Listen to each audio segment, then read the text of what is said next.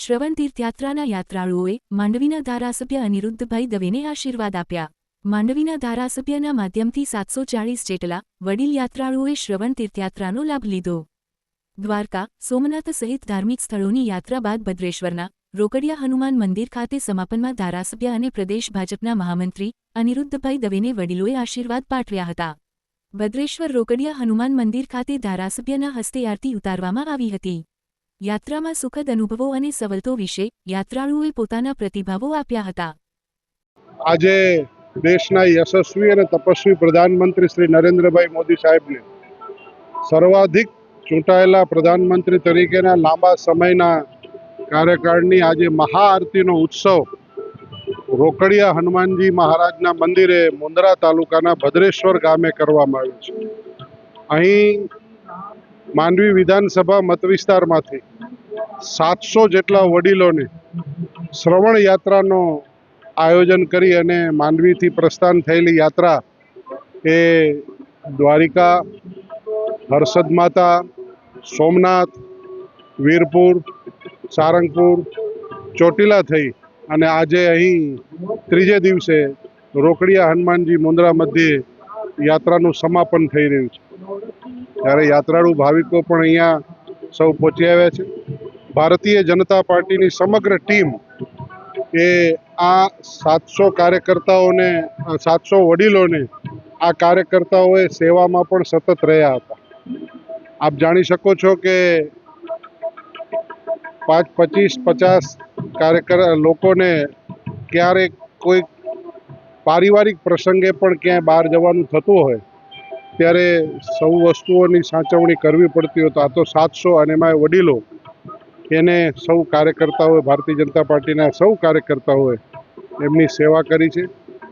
ત્યાં સ્થાનિકે પણ પછી એ દ્વારિકા હોય, સોમનાથ હોય, બોટાદના સારંગપુર હોય, ત્યાંના જે ભારતીય જનતા પાર્ટીના સંગઠનના કાર્યકર્તાઓ છે એ કાર્યકર્તાઓએ પણ સૌ આ યાત્રાળુઓનું ચિંતા કરી છે અને સૌએ ખૂબ આનંદથી ખુશીપૂર્વક ભગવાનનું નામ લેતા લેતા અધિક માસ છે, પુરુષોત્તમ માસ, અધિકસ્ય અધિકમ ફલમ એટલે અધિક માસની અંદર એ પુણ્યનો લાભ લેવા માટે સૌ વડીલ માવિત્રો જે છે જે જઈ શકે ન જઈ શકે સ્થિતિ હોય ન હોય તો એના માટેનો એક પ્રયાસ, વિનમ્ર પ્રયાસ કર્યો હતો કે વડીલો ભગવાનના દર્શન કરવા માટે જાય।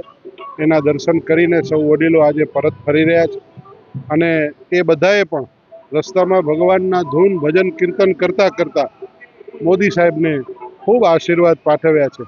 એટલે આ જે આશીર્વાદ છે એ આશીર્વાદ લેવાનું આ ભાવનાત્મક વિષય છે અને એ ભાવનાત્મક અને પરમાત્માની પ્રાર્થનાના સંદર્ભનો આ વિષય છે। એટલા માટેનો આ કાર્યક્રમ આજે અહીં સંપન્ન થયો। હું તો વડીલોને આભાર માનું છું કે જે વડીલોએ આ યાત્રાની અંદર પોતે જોડાયા એ સૌ વડીલોનો, સૌ ગામના આગેવાનોનો હું આભાર વ્યક્ત કરું છું કે એઓ પોતાના વડીલોને અહીં યાત્રા સુધી દર્શન કરાવ્યા, આવ્યા અને આશીર્વાદ આપ્યા। એટલે બધાનો પણ હું હૃદયપૂર્વક અંતઃકરણના ભાવથી હું આભાર વ્યક્ત કરું છું અને કૃતજ્ઞતા વ્યક્ત કરું છું। વડીલોએ ભગવાનના આશીર્વાદ તો મેળવ્યા માટે એ આવીને આપને પણ આશીર્વાદ આપ્યા છે ત્યારે જાહેર જીવન માટે એને કેવી રીતે ભોગવો છો? એ જ વિષય છે કે જાહેર જીવનની અંદર જ્યારે કામ કરવાનું હોય, લોકોનું કામ કરવામાં અધિક બળ મળે, સકારાત્મક શક્તિઓનો ભાવ વધે અને નકારાત્મકતા દૂર થાય એ માટે જે વડીલોએ દર્શન કરીને મને આશીર્વાદ આપ્યા છે તો હું વિશેષ લગાવથી, વિશેષ બળથી વધારે પ્રકારમાં જરૂરિયાતમંદોનો, ગરીબ લોકો સુધી પહોંચવા માટેના જે સરકારી યોજનાઓ છે, મોદી સાહેબ કામ કરી રહ્યા છે, માનનીય ભૂપેન્દ્રભાઈ પટેલ સાહેબ કામ કરી રહ્યા છે, જે આ શ્રવણ યાત્રા યોજના છે તો એ શ્રવણ યાત્રા યોજના પણ ભારતીય જનતા પાર્ટીની સરકારની આ યોજના છે, ગુજરાત સરકારની આ યોજના છે। એ યોજનાના અંતર્ગત આ સૌ વડીલોએ લાભ લીધો છે એટલે પાર્ટીને આશીર્વાદ આપ્યા છે, મને આપ્યા છે, સૌ કાર્યકર્તાઓ જે ગયા હતા ભારતીય જનતા પાર્ટીના એમને પણ આપ્યા છે અને એને પરમાત્માની કૃપા મેળવી અને સૌને આશીર્વાદ આપ્યા। એટલે સૌ સારા કાર્યો કરે, સાચા માર્ગે કાર્યો કરે એવા ભાવ સાથે હું કૃતજ્ઞતા વ્યક્ત કરું છું। ગુજરાતના ઇતિહાસમાં કોઈ ધારાસભ્ય 800 જણાને લઈ ગયો યાત્રા કરવા એવો સંભવતઃ દાખલો શકે કે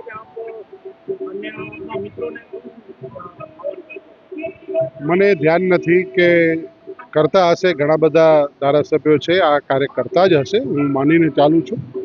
અને મેં પણ એક પ્રયાસ એ શીખીને સમજીને મેં પણ એક નાનકડો પ્રયાસ કર્યો કે આપણા વિસ્તારના માંડવી વિધાનસભા મત વિસ્તારના વડીલો એ દેવના દર્શન કરવા માટે જાય. આજના દિવસે જ્યારે સરકારશ્રીના યોજના અને ગુજરાતના લોકલાડીલા મહામંત્રી અને માંડવી 2ના ધારાસભ્ય એવા જેમનું ધર્મસ્થાનો જેના રગરગમાં વસે છે એવા ધારાસભ્ય શ્રી અનિરુદ્ધભાઈ દવેજીનું પહેલે તો સૌપ્રથમ હું તાલુકાના અધ્યક્ષ તરીકે અત્રેથી અભિનંદન પણ આપું છું. અને સાથે સાથે 750 જેવા 700થી ઉપર જેવા વડીલોને જ્યારે વિના મૂલ્યે આવી ખૂબ સુંદર યાત્રાનું આયોજન કરી અને પુણ્ય કમાવ્યું છે. અધિક માસ છે ત્યારે હું એનો આભાર પણ માનું છું.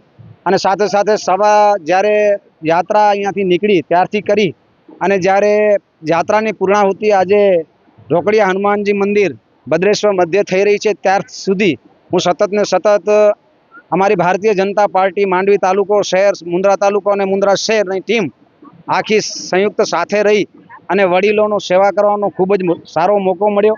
અને હું અત્રેથી સૌ વડીલોને હું અભિનંદન આપું છું, આભાર માનું છું અને પાય વંદના પણ કરું છું. કેમ કે 60 વર્ષથી કરી અને લગભગ 90થી 92 વર્ષની વયના જે યાત્રાળુઓ સાથે હતા ત્યારે એક પણ યાત્રાળુઓ સૌ યાત્રાળુઓએ અમને સપોર્ટ કર્યો. અને તમે વિચાર કરો કે ભગવાન ભોળિયાનાથની દયા તો જુઓ, 700 ઉપરના જ્યારે યાત્રાળુ હોય ત્યારે એક પણ યાત્રાળુને ક્યાં આજાર પણ નથી થયો કે નથી માથું દુખ્યું, નથી કન્ફ્યુઝ થયા અને સતત ને સતત અમને હેલ્પરૂપ થયા છે. એના માટે હું વડીલોને પાયા વંદના કરું છું. અને આ માધ્યમથી વડીલોના જ્યારે આશીર્વાદ સમસ્ત માંડવી પંથક ઉપર વરસ્યા છે ત્યારે આ સમસ્ત વડીલો અને ધારાસભ્યશ્રીનો એક નેમ રહી કે આ જે યાત્રાનો પૂર્ણ ફળ છે એ આજે જ્યારે સુશાસનના 12 વર્ષ અનિરુદ્ધ આપણે મોદી સાહેબના પૂરા થઈ રહ્યા છે ત્યારે આ જેટલો પણ યાત્રાનો ફળ છે એ માનનીય મોદી સાહેબના ચરણોમાં સમર્પિત અને અર્પણ કરીએ છીએ. એના આયુષ્ય અને દીર્ઘાયુ માટે અહીંથી દરેકે દરેક યાત્રાળુ પ્રાર્થના કરી અને છેલ્લે અત્યારે રોકડિયા હનુમાન ભદ્રેશ્વર મધ્યે મહાઆરતીનો ભવ્યાતિ ભવ્ય આયોજન લગભગ ગુજરાતમાં નમૂનેદાર આયોજન થયું છે. ત્યારે હું અત્રેથી ધારાસભ્યશ્રી અને આયોજક ટીમ અને આખા બધા જ જ્યારે 700 ઉપરથી યાત્રાળુની જ્યારે ટીમ અહીંયા હાજર રહી છે ત્યારે બધાને અત્રેથી ખૂબ ખૂબ આભાર વ્યક્ત કરું છું, અભિનંદન આપું છું. ભારત માતા કી જય, વંદે માતરમ, જય જય ગરી ગુજરાત. માંડવી મુન્દ્રામાંથી જ્યારે સાહેબને આજે 12 વર્ષ પૂરા થાય છે એના નિમિત્તે આપણે રોકડિયા હનુમાન જે ભદ્રેશ્વરમાં આવ્યા છે એનું આજે સરસ મહાઆરતીનું આયોજન થયું. સાથે સાથે જ્યારે 2-3 દિવસથી વડીલો જે વડીલ વંદનાઓ કહેવાય છે ને એને હમણાં અનિરુદ્ધભાઈના માધ્યમથી માંડવી મુન્દ્રાના જે ધારાસભ્ય છે એમને ત્યાં જાત્રા કરવા મોકલ્યા હતા. એ લોકો બહુ સરસ ત્યાં જાત્રાઓ કરી અને એવું નક્કી કરવામાં આવ્યું કે અહીંયા જ્યારે મહાઆરતીનું આયોજન થાય ત્યારે બધી જાત્રાની બસ અહીંયા આવે, સાથે આરતી કરે અને ભોજન લઈને પછી છૂટા થાય. અને આવું જ્યારે આપણા પોતાના ધારાસભ્ય અનિરુદ્ધભાઈ જો આ વડીલ વંદનાઓ માટે આટલું વિચારતા હોય તો આપણે સૌ મળીને એમને ખૂબ ખૂબ અભિનંદન આપીએ.